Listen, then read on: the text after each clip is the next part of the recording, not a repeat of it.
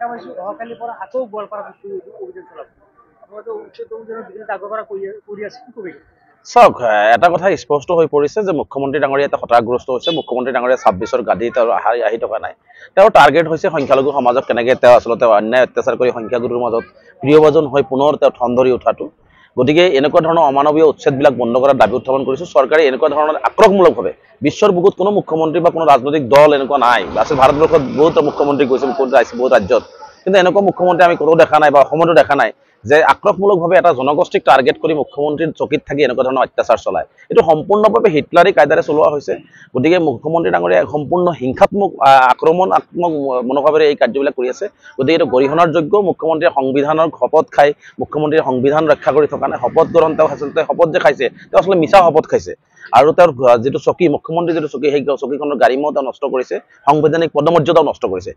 এজন ৰজাই প্ৰজাক কেনেকুৱা ধৰণে আক্ৰমণ, প্ৰজাক কেনেকুৱা ধৰণৰ অত্যাচাৰ কৰাটো কোনো পদ্ধতিতে আচলতে সহ্যকৰ বিষয় নাই। আচলতে মুখ্যমন্ত্ৰী ডাঙৰীয়াই কেৱল মাত্ৰ তেওঁ আচলতে হিন্দুত্ববাদী বাদী যিটো লবি, সেই লবি সন্তুষ্ট কৰিবৰ কাৰণে সংখ্যাগুৰু ৰাইজৰ মাজত, যিহেতু অসমত এতিয়া মানে কোনো ধৰণৰ ভাঙন সৃষ্টি কৰিব পাৰি থকা নাই, অসমখনত অশান্তিৰ পৰিৱেশ তেওঁ সৃষ্টি কৰিব পৰা নাই, বা তেওঁ মানে ভোটৰ বিভাজনমুখী পৰিৱেশ সৃষ্টি কৰিব পৰা নাই। গতিকে মুখ্যমন্ত্ৰী টাৰ্গেট হৈছে, সহজ টাৰ্গেট হৈছে সংখ্যালঘুসকল ক'ত আক্ৰমণ কৰিব পৰা যায়।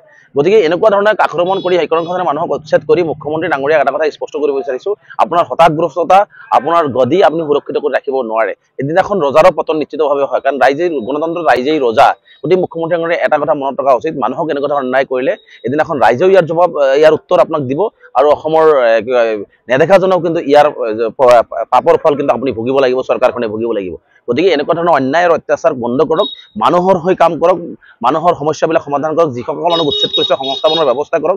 যদি কোনোবাই চৰকাৰী মাটিত ভূমিত আছে, তেওঁলোকৰ লগত আলোচনা কৰি তেওঁলোকক চৰকাৰী মাটিৰ পৰা আঁতৰোৱাৰ আগতে তেওঁলোকক ভূমিহীন মানুহখিনিক ভূমি দিয়াৰ ব্যৱস্থা গ্ৰহণ কৰক। এয়া মুখ্যমন্ত্ৰীৰ কাম। কিন্তু মুখ্যমন্ত্ৰী ডাঙৰীয়াই মানুহৰ যদি অন্য বস্তুৰ বাসস্থান কাঢ়ি নিয়ে, আপুনি কিমান দিনলৈকে কাঢ়ি ল'ব, কিমান দিনলৈকে এনেকুৱা অত্যাচাৰ চলাই থাকিব?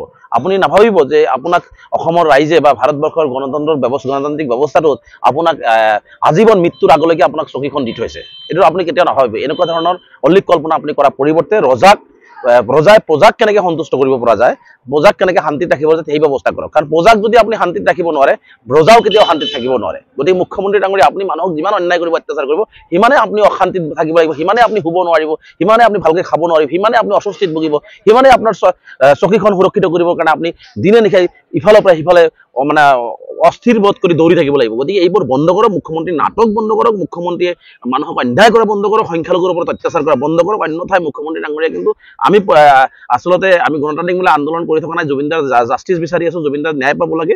কিন্তু মুখ্যমন্ত্ৰী ডাঙৰীয়াই এনেকুৱা যদি অন্যায় কৰি থাকে, অসমত কিন্তু আৰু প্ৰবল গণতান্ত্ৰিক আন্দোলনৰ কাৰ্যসূচী গ্ৰহণ কৰা হ'ব।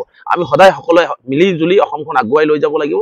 আমি সকলোৱে শান্তি সম্প্ৰীতি বজাই ৰাখি ঐক্য সমন্বয় সৃষ্টি কৰি আমি আগুৱাই যাব লাগিব। আৰু মুখ্যমন্ত্ৰী ডাঙৰীয়াই পাৰে যদি মানুহক এনেকুৱা অন্যায় কৰাৰ পৰিৱৰ্তে অসমৰ ৰাইজে এতিয়া জুবিনদাৰ ন্যায় বিচাৰিছে, গতিকে জুবিনদাৰ জাষ্টিছ দিয়াৰ ব্যৱস্থা কৰক। অসমৰ ৰাইজে যিটো বিচাৰিছে সেইটো কৰক।